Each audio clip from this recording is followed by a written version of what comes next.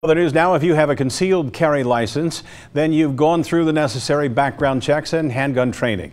But should that mean that CCW permit holders can go into gun-free zones like schools and courthouses with their weapons? Angela Ingram shows us a new bill under consideration that could expand permit holders' rights. Go forward. House Bill 233 has a lot of backing behind it.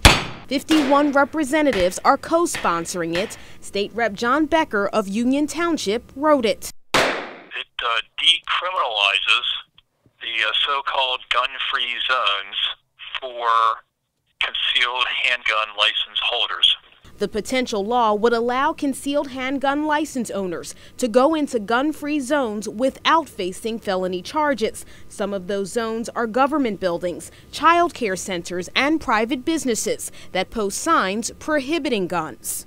What I'm looking to do is protect the, who I like to refer to as Betty Buckeye, and that might be the lady who carries a gun in her purse and carries it every day to protect herself, her family. The main focus of it is to quit making criminals out of otherwise honest people.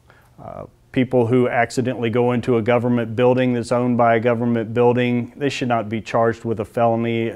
If the CCW permit holder is carrying a gun and does not leave when asked, then they could face a charge. It would be a misdemeanor. But opponents say this bill tramples on private property owners' rights.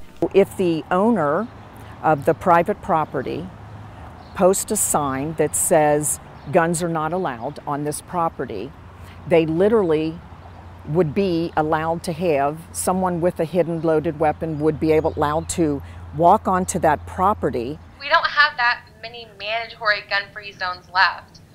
A lot of businesses, and including our daycare centers and our churches and our institutes of higher education, can all decide whether or not they want to have guns there.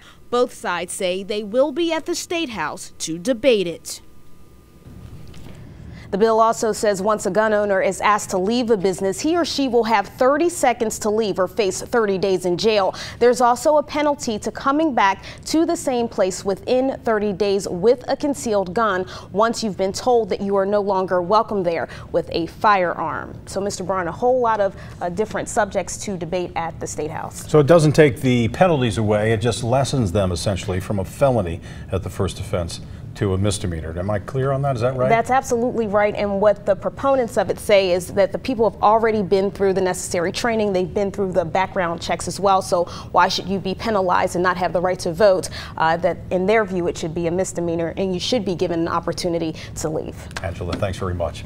So we want to know what you think about this gun bill. Should concealed carry gun laws be expanded?